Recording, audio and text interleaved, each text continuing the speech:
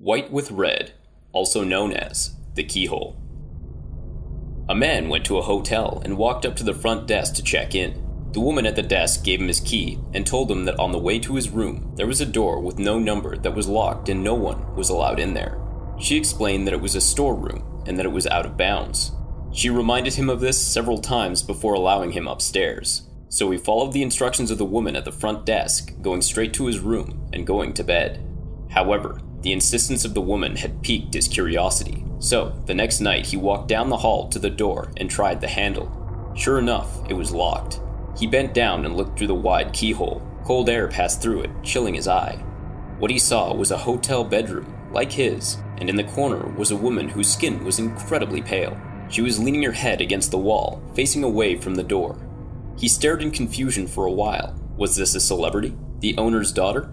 He almost knocked on the door out of curiosity, but decided not to.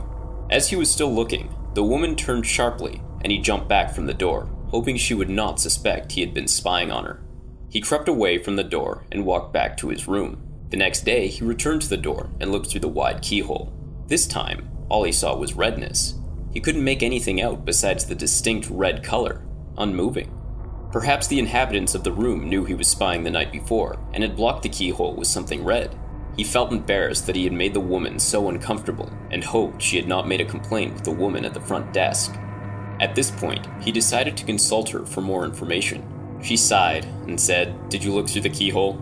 The man told her that he had, and she said, "Well, I might as well tell you the story of what happened in that room.